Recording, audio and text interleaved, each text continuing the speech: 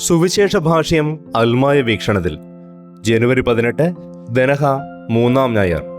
വചനഭാഗം മർക്കോസ് അറിയിച്ച സുവിശേഷം 3-ാം അധ്യായം 7 മുതൽ 19 വരെയുള്ള വാക്യങ്ങൾ. രചന ഡോക്ടർ റോസമ്മ ഫിലിപ്പ്. തിരഞ്ഞെടുക്കപ്പെടാൻ യോഗ്യതയുണ്ടോ? നമ്മുടെ ഓരോ തിരഞ്ഞെടുപ്പുകളും ഒരു പക്ഷം ചേരൽ കൂടിയാണ്. ഏത് പക്ഷം ചേരണമെന്ന് ചില അധികാരികളെ ഭയപ്പെട്ട് തീരുമാനിക്കേണ്ടി വരുമോ എന്ന പരിഭ്രമത്തിലാണ് ലോകരാജ്യങ്ങൾ. ഈ നാട്ടിലാകട്ടെ വലതുപക്ഷവും ഇടതുപക്ഷവും അതിരുകൾ നിർവചിക്കാതെ ശക്തിപക്ഷമാണ് തിരഞ്ഞെടുപ്പിലെ രാഷ്ട്രീയമെന്ന് മൂടുപടമില്ലാതെ പ്രഖ്യാപിക്കുന്നു. ഏത് തിരഞ്ഞെടുപ്പുകൾക്ക് ശേഷവും കൂടെ കാണുമോ എന്ന ചോദ്യമാണ് ആശങ്കയുണർത്തുന്നത്. മരണം വരെ കൂടെ ഉണ്ടാകും എന്ന് ഉറപ്പു നൽകുന്നവർ സാഹചര്യങ്ങളുടെ ലാഭനഷ്ടം നോക്കി കൂടുമാറി ചവിട്ടുന്നത് കുടുംബത്തിലും സർവ്വസാധാരണമായിരിക്കുന്നു. തന്നോടുകൂടി ആയിരിക്കുക എന്നത് പ്രഥമ ദൗത്യമായി നിർണയിച്ച് 12 സാധാരണ മനുഷ്യരെ ഉന്നതരായ നേതാക്കളാക്കി രൂപാന്തരപ്പെടുത്തുന്നതിലേക്ക് ക്രിസ്തു നടത്തിയ തിരഞ്ഞെടുപ്പ് പ്രക്രിയ ക്രിസ്തു ശിഷ്യരാകേണ്ടവർ പഠനവിഷയമാക്കേണ്ടതാണ്. പ്രത്യേകിച്ച് സഭൈക്യവാരത്തിലേക്ക് കടക്കുമ്പോൾ ഭിന്നിപ്പിൻ്റെ രാഷ്ട്രീയം പിടിഞ്ഞ് ഐക്യത്തിൻ്റെയും സമാധാനത്തിൻ്റെയും പാർപ്പിടങ്ങൾ കണ്ടെത്തുന്നതിന് യഥാർത്ഥ റബ്ബിയുടെ പക്ഷം തിരഞ്ഞെടുക്കേണ്ടതാണ്. അനുഗമിക്കൂ, അനുസരിക്കൂ. നീ പറഞ്ഞതിനാൽ മാത്രം ഞാൻ വലയിറക്കാം എന്ന് അനുസരണത്തിൻ്റെ സന്നദ്ധത പ്രകടിപ്പിച്ച പത്രോസും കൂട്ടാളികളുമാണ് ആദ്യ ശിഷ്യരായി തിരഞ്ഞെടുക്കപ്പെട്ടത്. സ്വന്തം വള്ളങ്ങൾ കരയ്ക്കടുപ്പിച്ച് ഉപേക്ഷിച്ചു പോന്നപ്പോൾ അവർ കണ്ടെത്തിയത് നിത്യരക്ഷയുടെ വൻകരയായിരുന്നു.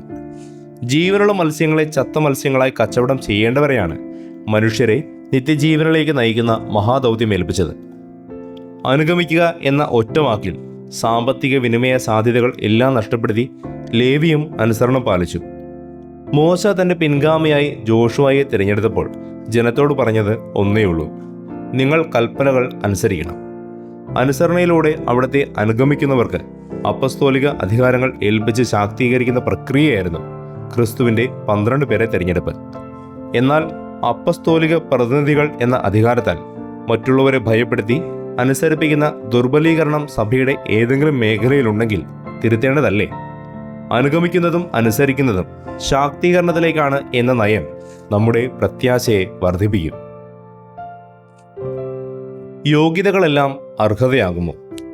എല്ലാ യോഗ്യതകളുമുള്ള എന്നെ എന്തുകൊണ്ട് തിരഞ്ഞെടുത്തില്ല? എനിക്ക് അർഹിക്കുന്ന പരിഗണന കിട്ടിയില്ല എന്നിങ്ങനെ പരാതി പ്രസ്താവനകൾ നാം സ്ഥിരം കേൾക്കാറുണ്ട്. യോഗ്യതക്കുറവുള്ളവർ അർഹതയുള്ളവരായി ഉയരുന്നത് എങ്ങനെയെന്ന് ക്രിസ്തു ശിഷ്യരെ തിരഞ്ഞെടുത്തതിലൂടെ കാട്ടിത്തന്നു. ഇവനെയൊക്കെയാണോ തിരഞ്ഞെടുക്കുന്നത് എന്ന് യോഗ്യരെന്ന് നടിച്ച പ്രമാണിമാരുടെ പരിഹാസങ്ങൾക്കും വിമർശനങ്ങൾക്കും എത്ര ലളിതസുന്ദര പ്രതികരണമാണ് ക്രിസ്തു നൽകിയത്. രോഗികൾക്കാണ് വൈദ്യനെ വേണ്ടത്. പാപികളെ പശ്ചാത്താപത്തിലേക്ക് ക്ഷണിക്കാനാണ് വന്നത്. ജസ്റ്റിഫിക്കേഷൻ ഇല്ല, ഗ്ലോറിഫിക്കേഷൻ തീരെയില്ല.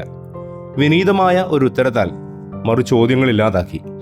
നീ മലകളെ മെതിച്ച് പൊടിയാക്കും, കുന്നുകളെ പതിരുപോലെയാകും എന്ന് ഒരുവനെ ശാക്തീകരിച്ചപ്പോൾ വിളിച്ച വിശേഷണ പേര് കൃമിയായ യാക്കോബേ എന്നായിരുന്നു. നീ പുഴുവായിക്കൊള്ളട്ടെ, ഞാൻ നിന്റെ വലതു കൈ പിടിച്ചിരിക്കുന്നു. അതാണ് യോഗ്യത, അതുതന്നെ യോഗ്യത.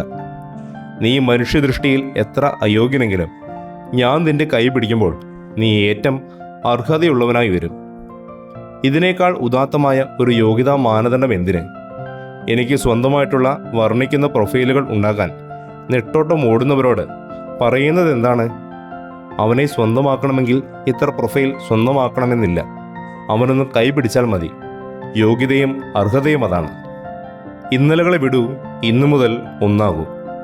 ഇന്നലെ വരെ മീൻ പിടിച്ച് നടന്നവർ, ചുങ്കം പിരിച്ചവർ, വ്യത്യസ്ത മേഖലകളിൽ വ്യാപരിച്ചവരോട് ഇന്നലകളെ മറന്ന് ഇനി മുതൽ ഒരുമിച്ച് മുന്നേറാമെന്ന ആഹ്വാനത്തിലൂടെ ക്രിസ്തു ഒന്നിപ്പിച്ചു. മുമ്പിലുള്ള ലക്ഷ്യമാണ് ശിഷ്യർക്ക് പ്രധാനപ്പെട്ടത്. ക്രിസ്തുവിനെ നേടുന്നതിനും അവനോടുകൂടെ ഒന്നായി കാണുന്നതിനും ചിലത് നഷ്ടമായേക്കാം. ആ നഷ്ടം മറന്നുകൊണ്ടും അവനിൽ നിന്നും കിട്ടിയത് മുറുകെ പിടിച്ചുകൊണ്ടും ഒന്നായി മുന്നേറുക എന്നതാണ് ലക്ഷ്യം. ആയിരങ്ങൾ അവനെ കേൾക്കാനെത്തിയപ്പോൾ ശിഷ്യരായി മാറി. എന്നാൽ അവരിൽ നിന്നും തിരഞ്ഞെടുക്കപ്പെട്ട 12 പേർക്കാണ് അപ്പസ്തോലികാധികാരം നൽകിയത്. പ്രസംഗിക്കാനും പിശാചുക്കളെ ബഹിഷ്കരിക്കാനും അധികാരം നൽകി ശക്തിപ്പെടുത്തിയപ്പോൾ ഇന്നലകളിലെ നിന്റെ ദുർബലതകൾ അസ്തമിച്ചു എന്നാണ് സൂചിപ്പിച്ചത്. ഭിന്നിപ്പിൻ്റെ വക്താക്കളാണ് പിശാചിൻ്റെ സ്വന്തക്കാർ. പിശാചിനെ ബഹിഷ്കരിക്കുന്നതിലൂടെ ഭിന്നിപ്പുകൾ അകറ്റി ഒന്നായി നീങ്ങണം എന്ന ദൗത്യം നിർവഹിക്കേണ്ടതാണ്. കഴിഞ്ഞുപോയ കാലങ്ങളിലെ ഭിന്നതകൾ മറന്ന് ഒന്നാകാൻ തീരുമാനങ്ങൾ രൂപപ്പെടുത്തുന്നവരാണ് യഥാർത്ഥ അപ്പസ്തോല പ്രതിനിധികൾ. നിയമത്തിൻ്റെ നീതിയോ ദൈവത്തിൻ്റെ നീതിയോ? നിയമവഴികളിലൂടെ നീതി തേടുന്ന യുക്തിയാൽ നാം നമ്മുടെ വാദങ്ങളിൽ ഉറച്ചു നിൽക്കുന്നു. നിയമത്തിൻ്റെ നീതി ഉപയോഗിച്ചും ദുരുപയോഗിച്ചും ക്രിസ്തു എൻ്റേതാണെന്ന് പ്രഖ്യാപിച്ചാൽ ക്രിസ്തു ശിഷ്യനാകുമോ? സ്വാധീനവും ധനവും ചേർന്നു നിന്നാൽ നിയമത്തിൻ്റെ നീതിയെ എങ്ങനെയും വഴിതിരിക്കാവുന്ന ലോകത്ത് സഭ ഏത് നീതിയുടെ പക്ഷത്താണ്?